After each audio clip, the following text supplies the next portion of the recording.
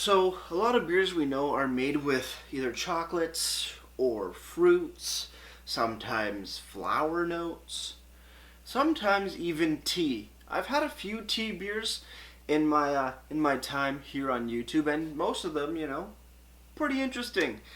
Now I get to see how Collective Arts does it, and usually they do their beers pretty damn well.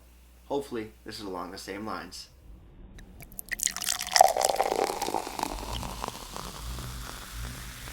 Beer, beer, beer, beer, beer, beer, beer. Hello everybody, welcome back to me, Mate Brewski, for the Brewski Review. And today the beer that I have for you guys is, like I said, by the Collective Arts Brewing Company out in Hamilton, Ontario. And we have their new Earl Grey wheat. I almost said tea, because it's tea. Earl Grey is a tea. Earl Grey weird wheat, and we got looks to be magic hands shooting out things, zapping lasers or something, or lightning bolts and stuff. Pretty cool can design, very sandy color looking can, pretty cool. Earl Grey wheat, brewed with black tea, cornflower petals, bergamot, and coriander. Now, that is a very interesting mixture of ingredients. I know what black tea tastes and smells like.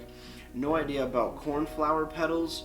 Bergamot, not too familiar. Coriander, I am.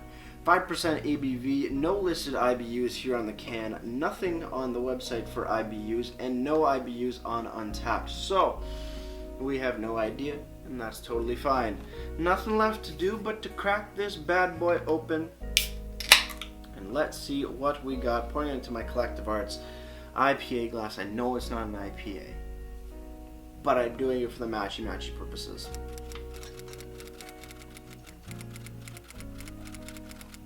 There's about half the can there. Looking at the beer itself, very faint, very pale yellow. Slightly hazy, nothing crazy by any means, but yes, very, very pale yellow. Little golden as well, light gold, nice white head on top. Kind of excited, kind of nervous. Let's just dive in. Black tea, yep. A little bit of lemon, a little bit of coriander, bit of orange, definitely very herbaceous, herbally. Flowery, smells like a flower. One thing that I have to know about flowers is that I don't smell flowers as like individual things. So like if you put a rose in front of me, or a tulip, or a dandelion, or whatever, they all smell more or less the same. But yes, definitely very floral, herbaceous. Pretty interesting. Smells pretty damn good. Smells like a gardening center, to be honest, with some nice citrus kick in the back. Pretty good. Let's just dive in.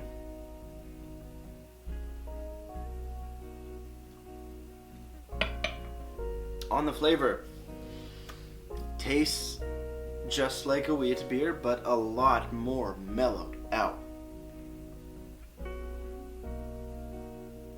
Yeah, fairly mellow. Coriander, orange, herbaceous, herbs and whatnot. Kind of interesting, but yeah, fairly mellow. But I think we need a little bit more insight into the beer. So with that said, guys, cheers everybody. Let's keep on drinking.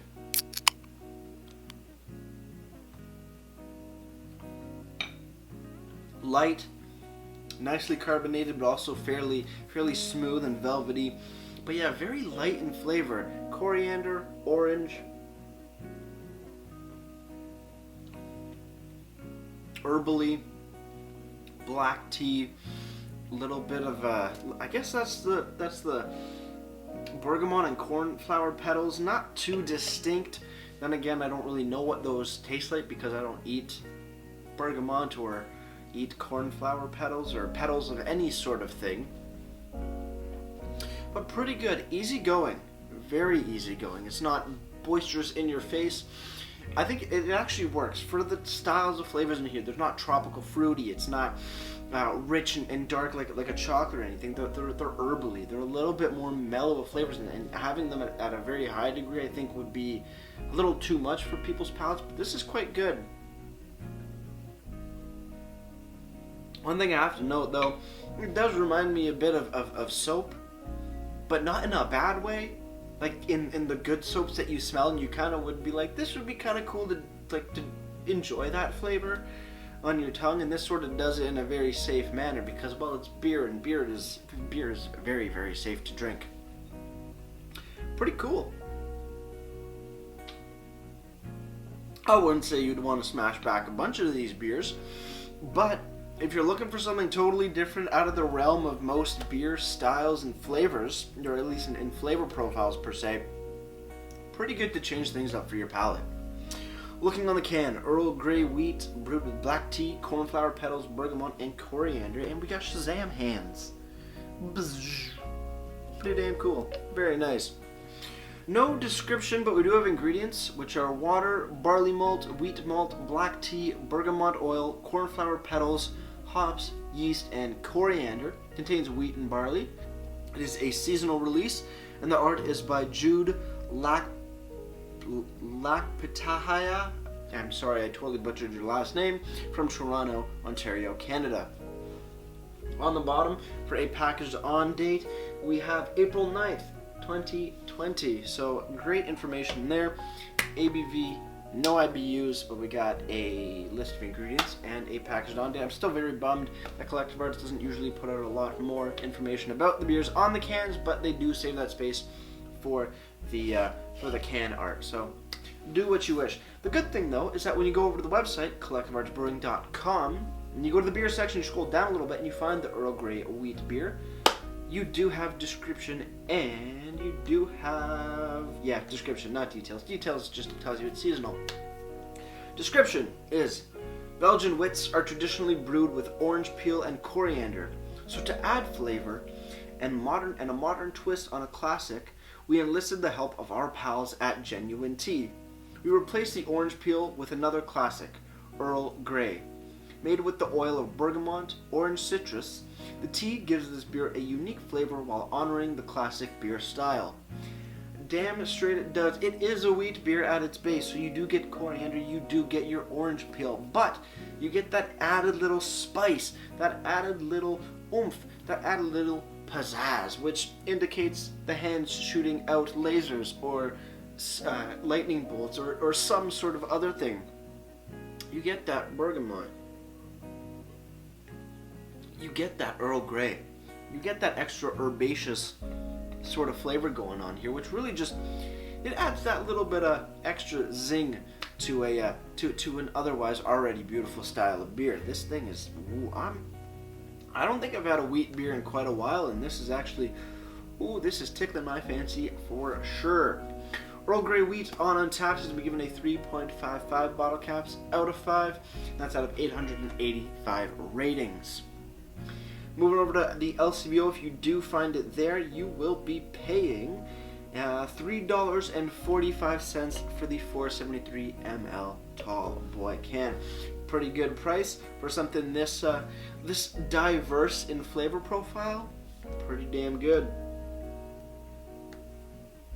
If you find yourself not at an LCBO, but on the Collective Arts Brewery's website, you're going to be paying $13.75 for a 4-pack of tall boys as well. So very, very good price, enjoyable, no problems with it. It's such a unique style. Well, not unique style, but unique flavor profile for a very beautiful style of beer. Collective Arts, you're doing damn good things. You're doing damn good things. Obviously not my most favorite thing because, like tea-wise, I'm not a big fan of tea, but being that it is in this style of beer, and that Collective Arts has done a wonderful job with it, it is fan-freaking-tastic. I'm a big fan. Cheers everybody on the final sip. Let's get right to ratings and I'll wrap this thing up. I already know what I'm doing with this one.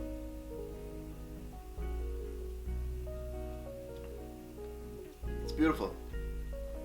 Great taste of a wheat beer, but that added bit of bergamot, herbaceousness, cornflower petals, and I have no idea what those are, just adds a nice dynamic to the rest of the style of beer. It comes together beautifully. The flavors are a little mellow in a really good way, because if they were too aggressive, I think it would turn a lot of people off and just make it a little too weird of a beer. It fits everything so well. And that's the beautiful thing. It's effervescent, but not overly where it's gonna mess up the things, like mess up the flavors or clash with them. It is just a beautifully well put together beer. It is kind of soapy, but in a really good way, in a very positive manner, not a awkward, chemically manner. It's just it works. It works beautifully. Earl Grey wheat deserves a solid 9 out of 10 for me. Presentation wise, as always, Collective Arts does a damn good job. Not the most information on their cans, but they do list ingredients, which is beautiful, and also having a package on date on the bottom of the can. Good stuff. Description you can find on the website, easily accessible, easy to find. You are good to go, no problems at all. Overall, presentation gets a solid 8 out of 10 for me.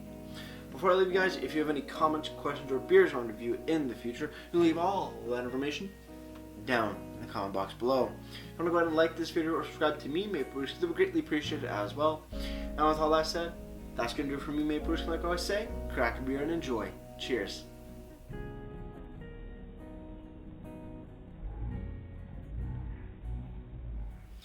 So let's pour up the rest of the can, cause I got a new idea for Instagram with these beers and beer reviews to make it better for you. Woohoo! Cheers.